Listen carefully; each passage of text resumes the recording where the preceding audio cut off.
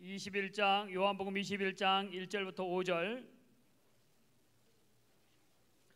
요한복음 21장 1절부터 5절. 자, 함께 읽겠습니다. 그 후에 예수께서 디베라 호수에서 또 제자들에게 자기를 나타내셨으니 나타내신 일은 이러하니라. 시몬 베드로와 디두모라 하는 도마와 갈릴리 가나 사람 나다나엘과 세베대의 아들들과 또 다른 제자 둘이 함께 있더니 시몬 베드로가 나는 고기 잡으러 가노라 하니 그들이 우리도 함께 가겠다 하고 나가서 배에 올랐으나 그 날 밤에 아무것도 잡지 못하였더니 날이 새어갈 때에 예수께서 바닷가에 섰으나 제자들이 예수인 줄 알지 못하는지라. 예수께서 이르시되 얘들아 너희에게 고기가 있느냐 대답하되 없나이다. 아멘. 모든 사람들이 얘기하는 것이 참 바쁘다는 말을 합니다. 그죠? 바쁘다. 뭐가 바쁜지는 몰라요. 각자마다 뭔가 하는 일이 있어서 다 바쁘다고 합니다. 뭐 신방을 같이 가려 해도 신방 갈 사람이 별로 없습니다. 뭐 교회를 하려고 하면 시간이 안 된다고 하는데 어디 놀러 가자 하면 다 시간이 되더라고요. 바쁜 내용이 틀린 것 같습니다. 바쁘다는 말과 또 많이 하는 말이 빠르다라는 말을 합니다. 세월이 이렇게 빠른지 벌써 달력이 이제 앞으로 몇 장밖에 안 남았잖아요. 그죠?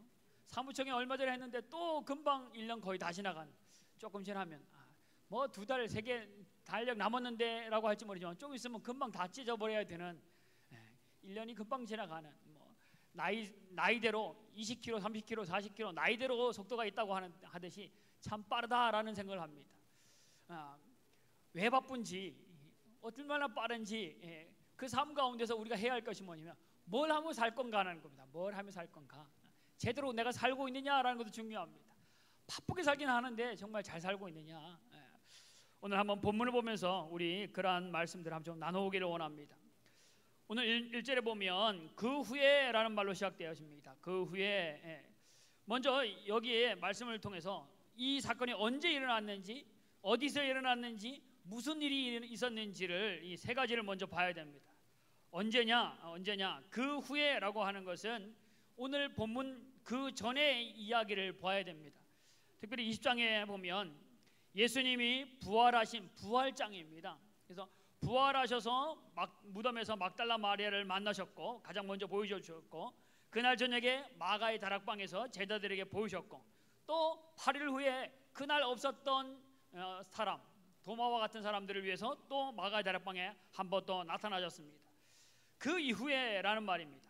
예수 부활한 이후에 제자들이 예수님을 만났던 그 일들이 있었던 후에라는 말이고, 그 다음에는 어디에서 사건이 있었느냐, 디베라 호수에서 일어난 사건이 오늘 본문에 나오는 이야기입니다. 디베라 호수, 갈릴리 하면 우리가 제일 많이 나오는 호수가 무슨 호수죠? 갈릴리 호수. 이게 갈릴리 호수가 이게 디베라 호수입니다. 같은 말입니다. 같은 말. 이 디베라 호수는 갈릴리가 사실은 호수거든요. 근데 우리는 갈릴리 뭐라 그래요? 바다라고 하는데 호수가 원체 크기 때문에 바다라고 할 정도로 큰 호수입니다. 그냥 사실은 호수입니다. 근데 이 갈릴리가 로마가 점령할 때에 그 디베리우스 황제가 그것을 점령하고 다스렸기 때문에 그 디베리우스 황제를 기념하기 위해서 만든 도시 이름이 바로 이 도시이기 때문에 이 갈릴리 호수에서 보는 그 도시의 이름을 따서 디베라 호수라고 오늘 명명하는 겁니다. 같은 강줄기인데 이쪽 동네에서 부르는 이름하고 이쪽 동네 조금 올라가서 부르는 동네 이름하고 틀리잖아요. 그죠? 저 위에 동네가 같은 강줄기입니다. 근데 저 위에 동네는 다른 이름으로 부르고 이 밑에 동네는 똑같은 강줄기인데 다른 이름으로 부르듯이 자기 동네에 있는 이름으로 불렀던 것이 디베라, 갈릴리. 또 하나는 딘네렛이라는 말도 성경에 나옵니다. 그것도 같은 호수를 이야기하는 겁니다. 그러면 예수님이 부활한 이후에 또한 어디에서요? 디베라 바다, 갈릴리 호수에서. 그러면 3절 세 번째는 뭐냐면 그러면 거기서 무슨 일이 있었느냐라는 겁니다. 자, 거기에 보면 또 제자들에게 자기를 나타내셨으니라고 말합니다. 나타내셨다. 주님께서 나타나셨다라고 말합니다. 또 뒤에 내려가서 14절에 보면 이것은 예수께서 죽은 자 가운데서 살아나신 후에 세 번째로 제자들에게 나타나신 것이다 라고 말합니다. 마가의 다락방에 2번, 오늘 갈릴리 호수에서 1번, 합해서 이 세 번째. 사실은 막달라 마리아까지 포함하면 네 번째인데 사실은 이것을 세 번째로 보고 있습니다. 부활하신 예수님이 제자들에게 나타나셨는데 그냥 나타난 것이 아니라 제자들이 요청해서, 제자들이 뭔가 물어보기 해서가 아니라 예수님 스스로가 자발하여서 제자들에게 스스로를 나타내셨다라고 말합니다. 예수님이 제자들을 만나시는데, 오늘 이 부활하신 예수님이 제자들을 만나는데 제자들은 왜 오늘 이 갈릴리에 있느냐, 무엇하라고 이 갈릴리에 와 있느냐라는 겁니다. 제자들을 만나기 위해서 갈릴리에 오신 예수님, 왜 예수님은 갈릴리에 가셨고 거기에 왜 제자들이 있느냐? 제자들이 거기 간 이유는 사실은 예수님의 명령이 있었기 때문에, 예수님의 말씀이 있었기 때문입니다. 마가복음 14장 28절에 보면 내가 살아난 후에 너희보다 먼저 갈릴리로 가리라 라고 이야기합니다. 그러니까 부활하면 나는 갈릴리로 갈 거다. 또한 16장 7절에 보면 막달라 마리아를 통해서 천사들이 막달라 마리아에게 얘기하면서 그거 전해줘라 라고 말한 말이 이 말입니다. 가서 그의 제자들과 베드로에게 이르기를 예수께서 너희보다 먼저 갈릴리로 가시나니 전에 너희에게 말씀하신 대로 너희가 거기서 배우리라 하라 하느니라. 예수님이 부활하시면 너희보다 먼저 갈릴리 가실 거니까 제자들을 너희들도 갈릴리에서 만나자, 그런 얘기를 막달라 마리아에게 전해서 그거를 제자들에게 전해주라 라고 말했었던 겁니다. 예수님께서 왜 제자들을 갈릴리로 가라고 하셨을까? 나도 갈릴리 갈 건데 너희들 갈릴리로 가라 라고 하셨을까라는 겁니다. 주님이 부활하셔서 제자들을 만나고 제자들에게 부탁하는 말씀이 뭐냐면 너희는 땅 끝까지 이르러 내 증인이 되리라 라고 주님이 말씀합니다. 그러면 갈릴리로 부를 것이 아니라 어디로 불러요? 땅 끝으로 다 보내서 복음을 증거하는 이들, 주님이 원했던 그 사명의 일들을 감당하기 위해서는 땅 끝으로 다 보내시는 것이 맞을 텐데 오늘 갈릴리로 부르신 겁니다. 왜 갈릴리로 부르셨느냐? 갈릴리는 그들의 삶의 터전입니다. 그들의 삶의 현장이 갈릴리입니다. 제자들이 어부였고 제자들이 삶을 어려부터 자라오던 땅이 바로 갈릴리 호수였습니다. 그래서 내가 살고 있는 터전, 그들의 삶의 현장에서 예수를 믿는다는 것, 부활을 믿는다는 것이 어떤 삶인지를 그들의 삶에 통해서 그들의 믿음을 보여주기 위해서 그들의 삶의 현장으로 부르신 겁니다. 다른 말로 오늘 우리로 이야기한다면 여러분의 가정, 여러분의 직장, 여러분의 사회생활을 하는 곳, 그것이 우리의 삶의 터전인데 그 터전으로 나를 부르신 이유는, 그 터전으로 나를 보내신 이유는 예수 그리스도의 계획이 있기 때문입니다. 거기에서 무엇을 하라고 보내신 것이지 거기서 잘 먹고 잘 살다가 나 만나자라고 하나님이, 주님이 우리에게 그렇게 말씀하는 것이 아니다라는 겁니다. 정작 내가 삶의 현장인 가정과 직장과 학교에서 삶으로 증명해야 되는, 삶으로 보여줘야 할 예수 그리스도의 부활의 사건들이 있다라는 겁니다. 자, 그러면 제자들이 그 삶의 현장 갈릴리에서 돌아가서 그들이 삶의 현장에서 무엇을 했느냐라는 게 중요합니다. 주님의 부활을 증거하고 복음을 증거하도록 그 갈릴리 현장으로서 만나자라고 주님이 말씀하셨는데 정작 제자들은 그 돌아가서 자기의 고향으로 돌아가서 뭐 했느냐라는 겁니다. 그들이 세상의 욕망에 가득 차 있는 갈릴리 사람들에게 복음을 증거하는 일들에 힘썼느냐? 본문에 보면 3절에 보면 뭐라고 말하느냐면 시몬 베드로가 나는 물고기 잡으러 가노라 하니 그들이 우리도 함께 가겠다 하고 나가서 배에 올랐으나 그날 밤에 아무것도 잡지 못하더라. 베드로가 또한 제자들이 뱃사람들입니다. 갈릴리 사람들입니다. 베드로가 하는 말이 나 고기 잡으러 가겠다라고 말하니까 너 고기 잡으러 가냐? 그럼 나도 따라가겠다. 나도 가서 고기나 잡으렵니다 하고 우르르 제자들이 지금 갈릴리로 고기 잡으러 가는 현상입니다. 이 행동을 하는데 그들이 고기 잡는 일들에만 생각이 있지 다른 생각이 없습니다. 분명히 주님께서 내가 부활하면 갈릴리에서 만나자, 내가 먼저 가 기다릴 테니까 너희들 갈릴리에서 만나자라고 주님이 말씀하셨는데 거기에 대한 주님이 부활해서 우리가 마가다락방에서 만났던 그 주님 갈릴리에서 만나주가 있기 때문에 나는 베드로가 말하길 주님이 만나자고 한 그 갈릴리, 그렇기 때문에 난 갈릴리에 갈래라고 하는 것이 아니라 뭐하러 간다고요? 고기 잡으러 갈래. 주님을 잊어버렸습니다. 부활하신 주님을 분명히 만났고 주님이 그 하고자 하는 일들이 있어서 갈릴리로 부르셨는데 그것은 깡그리 잊어먹고 이제 죽으신 주님, 부활하심에도 불구하고 그들은 나는 이제 고기 잡으러 갈란다, 너희들 알아서 해라 라고 했더니까 다른 제자들도 그럼 나도 고기 잡으러 갈래, 나도 같이 갈래 하면서 지금 가고 있는 상황이 오늘 본문에 나타나는 겁니다.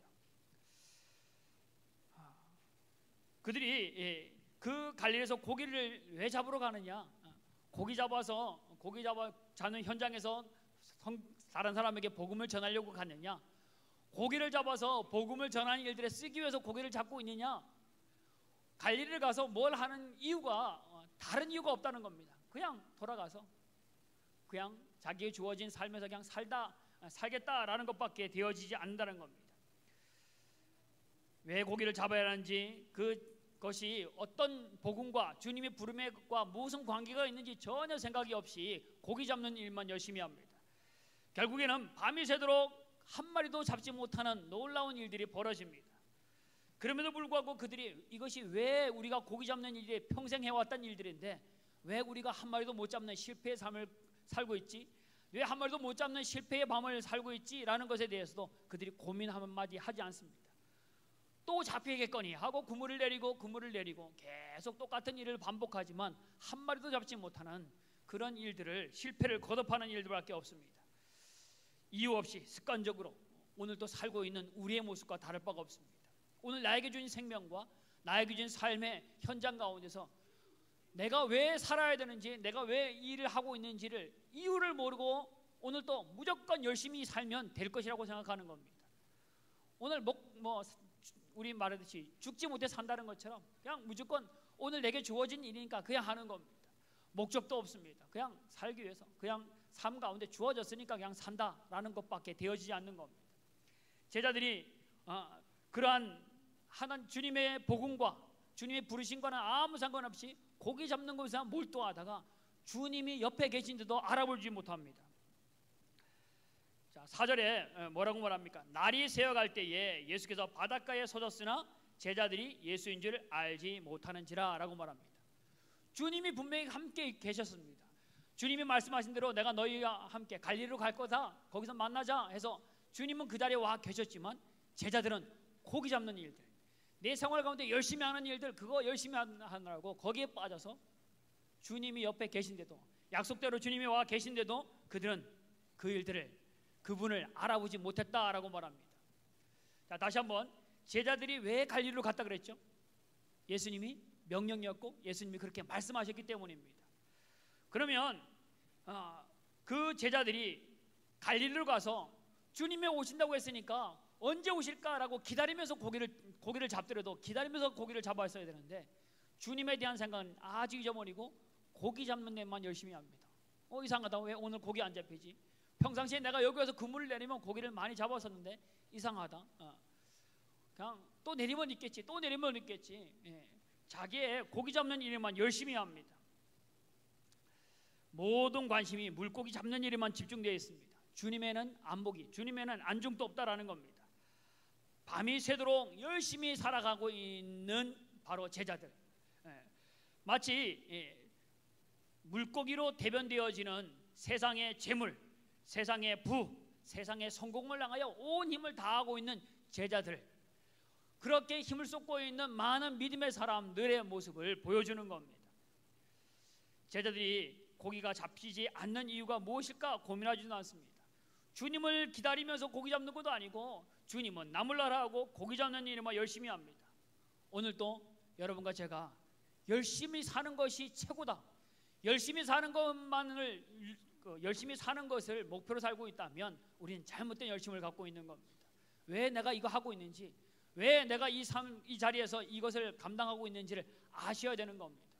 주님이 그 자리로 보내신 것처럼, 주님이 그 자리로 불렀던 것처럼 여러분과 저를 여러분의 삶의 자리로 주님이 부르신 그 자리로 여러분을 보내신 겁니다. 그러면 뭐를 기다리듯이 주님을 기다리면서 고기를 잡아야 했던 것처럼 우리 삶 가운데 주님이 내 삶 가운데 어떤 일을 이루실 것인지, 어떤 일들을 하라고 하실 것인지 거기에 먼저 관심을 가지고 그 일들을 하셔야 되는 겁니다. 목표가 있는 사람은 거기에 내가 지금 있는 일들에는 기다리느라고 하는 겁니다. 약속의 시간을 정해진 시간이 있다면 그 시간을 바라보면서 시간을 쪼개가면서 요 시간 하다가 요만큼만 하다가 내가 이 약속의 장소, 약속된 일로 가야지라고 합니다.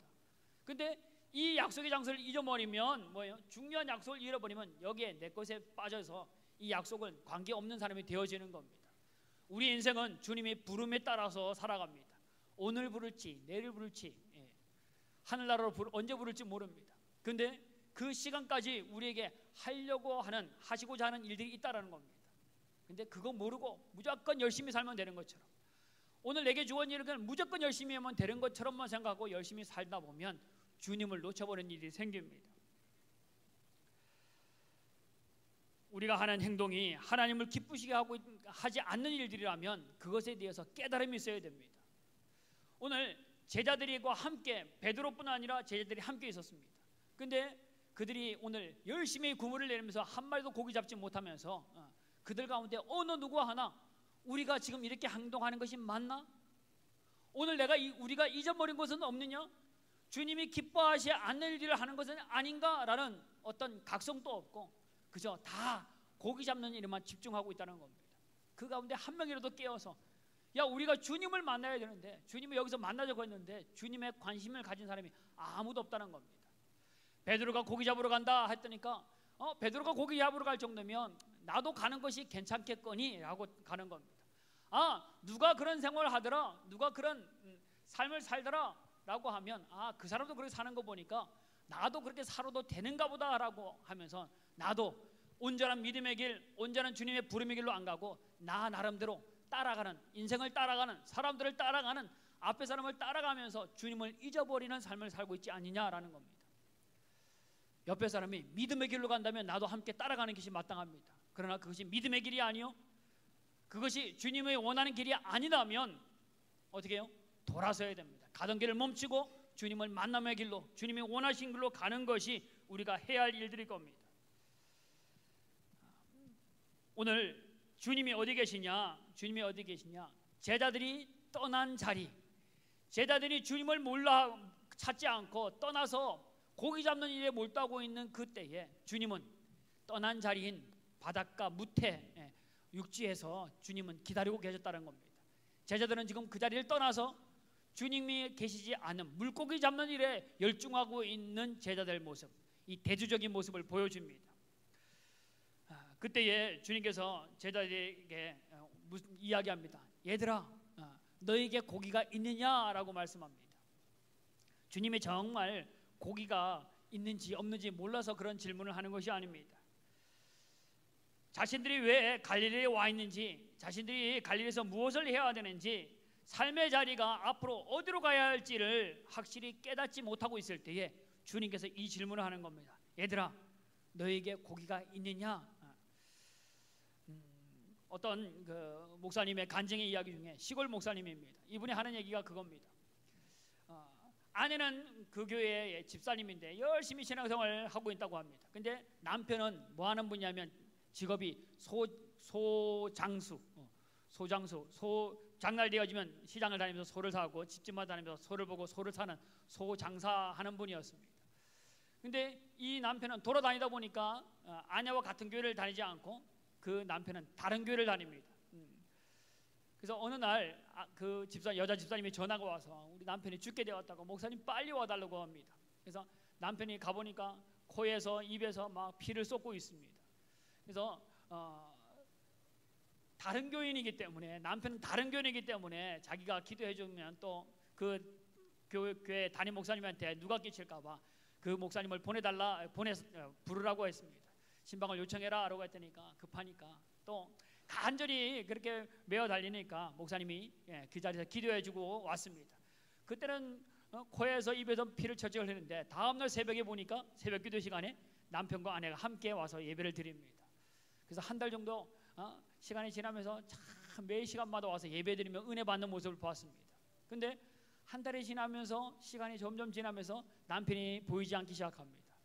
그러면서 남편이 하는 말이 뭐냐면, 내가 기도받아서 낳은 것이 아니고 낳을 때가 돼서 낳았지 무슨 소리냐라고 하면서 또 신앙생활을 멀리하기 시작합니다.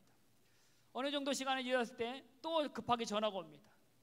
그래서 갔더니까 또 동일하게 코피와 입에 피를 철철 흘리고 있는 모습을 보고 또 기도해달라고 합니다. 그래서 목사님이 한 번 기도했는데 그 다음에 보니까 안 났습니다. 두 번 기도하고 몇 번을 기도하니까 그것이 멎었습니다. 그리고 나서 몇 달 동안 또 잘 신앙생활 하는 것처럼 보입니다. 그러다가 또 전화가 오기 시작합니다. 그래서 갔더니까 또 동일하게 피를 쏟고 있습니다. 그래서 목사님이 여러 번 기도했지만 낫지 않습니다. 그래서 그 남편이, 조장사하는 그 남편이 하는 말이 이겁니다. 하나님이 이번에는 안 고쳐주려는가 봅니다. 그리고는 그 말과 함께 며칠 후에 정말 주님을 만나는 일들이 생기고 맙니다. 제가 무슨 얘기를 하려고 합니까?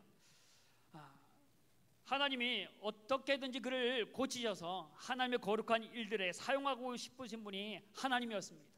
건강하게 고쳐놓기만 하면 하나님을 떠나는, 고쳐놓으면 떠나서 또 다른 일을 하고 있는 그 남편의 모습.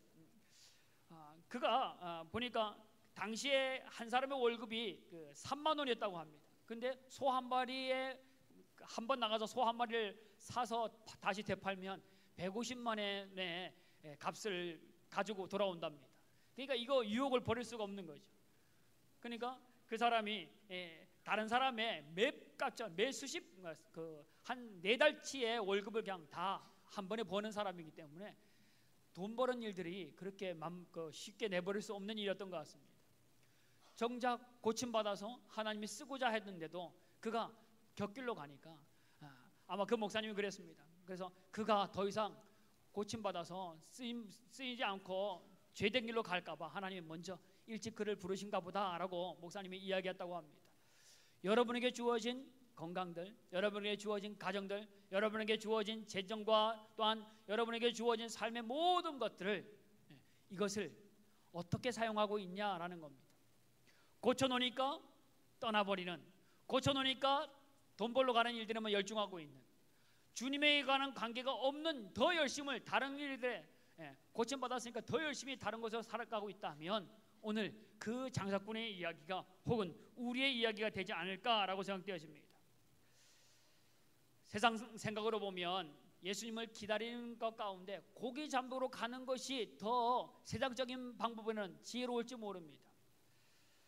하나님께서 여러분에게 건강 주신 것, 여러분에게 물질 주신 것, 여러분의 가정에 주신 것, 어떠한 것이든지 여러분에게 주신 것, 또 어디서요? 갈릴레와 같이 내 삶의 현장에서 하나님이 허락하신 것, 이것이 하나님을 향하여 어떻게 쓰기를 원하신지를 잊어버리고 무조건 열심히 살려고 하는 것, 그것이 우리 가운데 문제가 되어줄 수 있다라는 겁니다. 물고기로 대변되어진다고 했습니다. 물고기로 대변되어지는 세상의 재물, 물고기로 대변되어지는 세상의 부, 물고기로 대변할 수 있는 세상의 부귀, 세상의 어떤 것, 그것을 향하여 달려가다가 옆에 계신 주님을 발견하지 못하고 주님과 함께하지 못하고 나만의 삶을 살고 있는 어리숙한 제자들의 모습을 오늘 본문은 이야기하고 있는 겁니다. 밤새도록 그렇게 수없이 던졌지만 단 한 마리의 물고기도 잡지 못하는 실패의 원인이 어디 있을까라는 생각이 전혀 없습니다. 믿음의 사람이라면 이 일들이 주님과 어떤 관계가 있을까? 이 일들을 통해서 주님이 하시고자 하는 말씀이 무엇인가, 깨닫게 하시고자 하는 것이 무엇인가라는 것에 대해서 관심을 가져야 될 텐데 주님에 대한 생각은 아예 없고 세상만 살아가려고 하는, 세상만 열심히 살아가려고 하는, 주님은 고기 잡는 일들에 도움을 구해서 주님을 고기 잡을 잘할 수 있도록 나를 돕는 분으로만 만들려고 하는 잘못된 집중력을 갖고 있는, 그냥 열심히 사는 것에 힘쓰고 있는 그런 모습이라면 오늘 실패의 원인이 뭔지도 모르고 살아가는 사람입니다. 무태서 계셨던 주님이 제자들에게 말합니다. 얘들아, 너에게 고기가 있느냐? 마치 이 말은 아담과 하와가 범죄할 때 찾았던 주님의 소리와 다를 바가 없습니다. 아담아, 내가 어디 있느냐라고 하는 질문과 같은 질문입니다. 고기가 왜 없는지, 너희가 헛되게 밤새도록 열심히 수고했는데도 너희 가운데 정말 고기가 있느냐? 너희 그렇게 열심히 살고 있는데 무엇이 있느냐라는 겁니다. 우리는 믿음의 분별력을 가질 필요가 있다라는 겁니다. 이 말을 그 주님의 심정으로 풀어쓴다면, 얘들아, 지금 너희가 이 갈릴리에서 뭐 하고 있느냐? 오늘 그렇게 열심히 수고하는 그 인생 가운데 너가 나와 함께 하지 않는 삶 가운데 너가 무엇이 있느냐라는 겁니다. 수고하고 수고했던 그 삶 가운데 남는 것이 뭐냐라고 주님이 물으시는 겁니다. 여러분, 지금 무엇을 향하여 열심히 하고 있습니까? 주님이 묻습니다. 얘야, 너에게 무엇이 있느냐? 바쁘다고 하고 열심히라고 말하고 정말 시간이 없다고 할 정도로 열심히 뛰고 있는 너희 삶 가운데 너가 수고한 것에 대한 무엇이 있느냐라고 주님께서 묻습니다. 우리 자신의 삶을 돌아보길 바랍니다. 제자들에게 고기가 있느냐? 너가 가지고 있는, 손에 쥐고 있는 것이 무엇이냐? 밤새도록 수고하는 그 수고에 남는 것이 무엇이냐라고 물었던 물은 것 같이 오늘 내가 가지고 있는 것이 무엇인지, 내 속에 쥐고 있는 것이 무엇인지 그거 한번 보셔야 됩니다. 우리의 수고가 세상의 욕망에 사로잡혀서 허망한 열심을 품고 허망한 결실을 얻으려고 하는 일들을 달려가고 있다면 오늘 주님의 말씀을 들어, 너가 그렇게 열심히 살고 있는데 너에게 고기가 있느냐?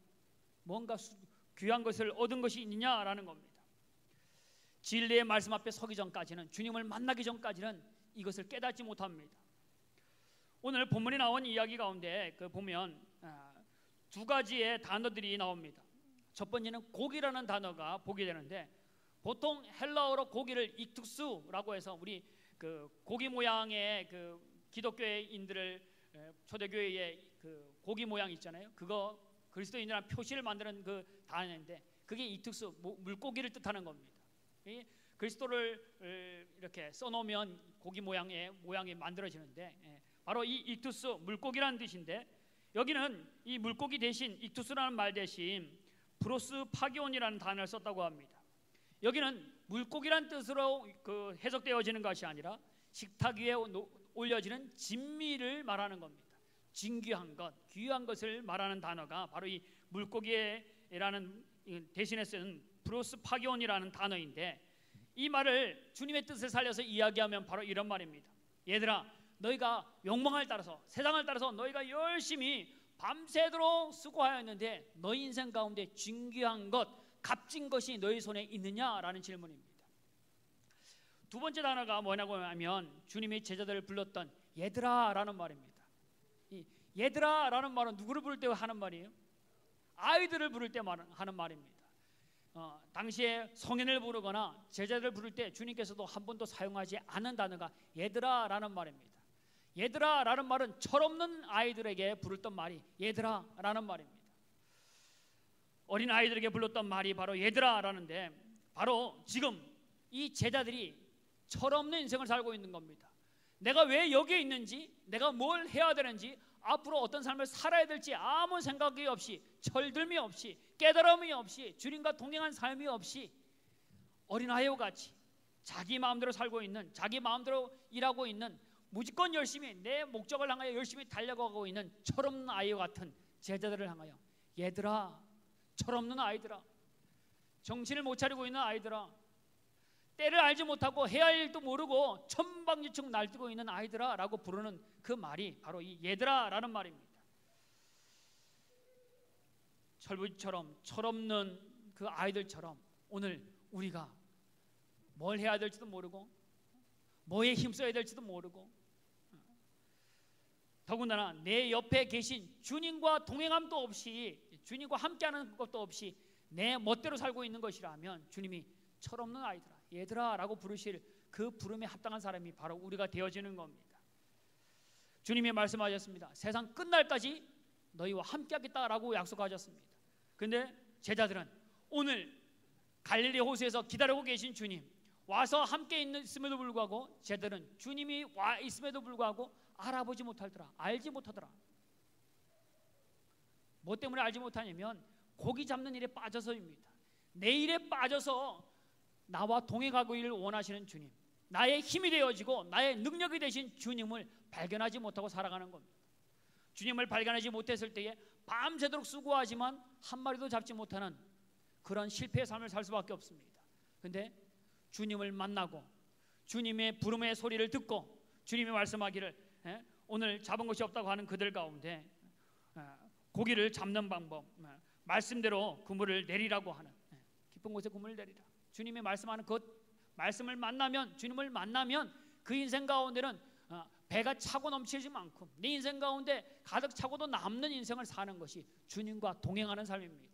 주님의 말씀대로 순종하는 삶입니다. 주님이 우리 가운데 함께할 때에 일어나는 일들입니다. 오늘 주님을 잃어버린 제자들, 열심히 사는 것이 다인 줄 알고 열심히 살고 있는 우리 인생 가운데 아무것도 찾지 못하는 인생, 철없는 인생, 얘들아 철없는 인생, 그런 인생 때문에 밤새도록 하는 수고가 헛된 수고, 평생을 열심히 살았지만 아무것도 없는, 마지막 갈 때 정말 한숨밖에 날 수 없는 그런 삶을 살고 있다면 우리 오늘을 한번 생각해 보십시오. 제자들도 제자라고 하지만 열심히 고기 잡는 일에 빠져 있습니다. 그 인생 가운데 남는 것이 없더라는 겁니다. 주님과 동행하지 않고 주님의 말씀에 순종하지 않고 살아가는 열심은 열심히 사는 것이 최고가 아니라는 겁니다. 주님과 동행하는 삶이 먼저여야 되고 주의 말씀에 순종하는 삶이 먼저여야지만 그 인생 가운데 주님이 하고자 하는 일들 가운데, 주님이 채우고자 하는 일들, 주님의 은혜를 누리며 함께 살아가는 삶을 누릴 수 있는 사람이 되어지는 겁니다. 오늘 주님이 묻습니다. 얘야, 너에게 고기가 있느냐? 철없는 아이들아, 너에게 고기가 있느냐? 내 인생 가운데 한번 돌아보시고, 아직까지도 고기 없는 인생, 아직까지도 내 가운데 실패하고 좌절하는 인생이 있다면 오늘 잃어버린 주님, 놓쳐버린 주님, 함께하고자 옆에 와 계신 주님을 바라보지 못하고 나 혼자 걸어갔던 그런 삶을 돌이켜서 오늘 주님과 함께 믿음의 길을 걸어감을 통하여 주의 나라의 은혜를 맛보고 주님의 일들을, 거룩한 일들에 쓰임받는 우리 성광의 가족들 되어지기를 주의 이름으로 부탁을 드립니다. 함께 기도하겠습니다.